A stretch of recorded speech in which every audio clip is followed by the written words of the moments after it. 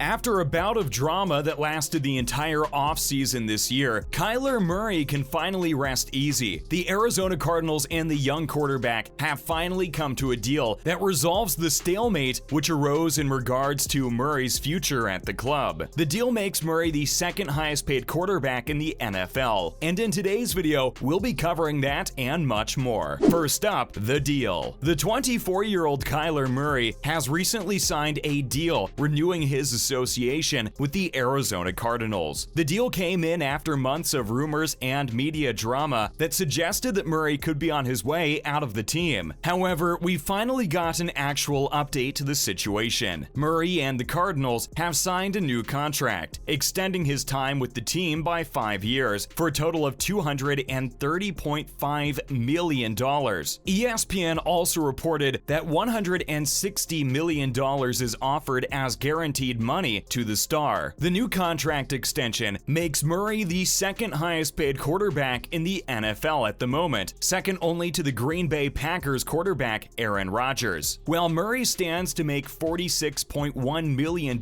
annually until 2028, Rodgers will be making $50.3 million each year. This deal and Rodgers' own are evidence of a booming market for quarterbacks, and this will no doubt drive up the asking price of the Baltimore Ravens quarterback Lamar Jackson, who could soon be up for trade. Next, the drama. Kyler Murray is a two-time Pro Bowl All-Star passer and was picked up by the Cardinals as the first overall pick in 2019. Many were concerned that Murray's short stature would be detrimental to the team, but he proved them wrong through 3 seasons of amazing plays. Though the Cardinals didn't always come out on top, Murray had consistently been playing top-tier football throughout the past few seasons. That's probably why things got so tense this offseason. Back in February, reports started making their way out of the club about his attitude and behavior. People in the organization were describing him as self-centered, immature, and quick to blame others for failings. That's definitely got to rub anyone the wrong way, especially if it's coming from your own camp. A little while later in March, another statement about Murray hit the news, this time from someone that wasn't a part of the organization, but has ties to it. That someone was the father of former Cardinals star Larry Fitzgerald. Fitzgerald Sr. made it a point to say that Murray was spoiled and that he had never been humbled. This was, of course, in light of the fact that Fitzgerald felt that the young quarterback is a great talent that has a lot of potential. It was unclear if this was just speculation based on secondhand information, or if he had heard about Murray personally from his son, who had played with the 24-year-old across 2 seasons. Thirdly, Murray's role in the drama. It might seem from the previous reports that the Cardinals and news media are mostly at fault for the drama between the club and Murray. However, even if we don't know exactly how he behaved behind the curtains, we still have statements made by the player himself and his associates, as well as details from his social media. In the same article that reported Cardinals members' dissatisfaction with Murray, his own feelings on his relationship with the team were described. According to him, he was unhappy with the way the team had used him as a scapegoat for their playoff loss against the Los Angeles Rams. That would definitely make the higher-ups question Murray's commitment to the team and whether he was a good fit for them. However, this report actually came after many recognized that he had scrubbed any mention of the Cardinals from his Instagram account a week prior. That clearly suggests that he was kind of the one who instigated all of this. Later in February, following all of these rumors and reports, Murray threw gas on the growing embers. His agent came out with a statement that basically demanded a new contract for the young player. All of this no doubt fed into the perception that he was arrogant and self-serving. The statement specifically noted that he wanted financial protection that was in line with the current state of the quarterback market. Considering all he'd done for the Cardinals, he figured his ask for a heavier contract was justified. The problem with that is that the only other players that get paid as much as what Murray was asking for, of which there are 3, all have at least one playoff win. He doesn't have that, and it feeds into the idea that he's spoiled and hasn't earned the right to ask for such a huge extension. Now, in other news, we have NFL's streaming service. The National Football League has just joined the slew of companies that have a streaming platform for their content. Their new league-branded streaming service, called NFL Plus, features live mobile T-Mobile rights that were once possessed by Verizon. Reports about the potential reveal of the service began to appear after league owners met up in May. More and more of the NFL's live game inventory has been making its way onto streaming platforms, and many suppose that this was just a stepping stone on the road to a privately owned platform that the organization has full control of. Though that platform has now been revealed, the NFL still has multiple deals in place and others that will soon begin. For example, when September rolls around, the league will begin a decade-long exclusive deal with Amazon Prime Video for streaming rights over its Thursday night games. NFL Plus has two different subscriptions available. The basic package costs $5 a month and offers live, local, and primetime games on mobile devices and tablets. This also includes some streams of live, out-of-market preseason games. There is also the option of live game audio, which includes commentary from both teams' announcers as well as national ones, and the library programming option. The premium package costs an additional $5 every month and provides ad-free game replays, coaches' film, and the all-22 look, which gives audiences a complete view of the entire field. Next up, Watt helps fan. After a woman recently tweeted about having to make some tough decisions, J.J. Watt, the defensive end for the Arizona Cardinals, jumped in to make things easier for her. Jennifer Simpson is a teacher from Texas that took to Twitter to ask for the public's help. Her grandfather had recently died, but she had no way to cover the cost of the funeral. As a result, she felt the only way to raise enough money for the event was by putting up her J.J. Watt Women's Edition Reebok shoes up for sale, as well as a Watt Women's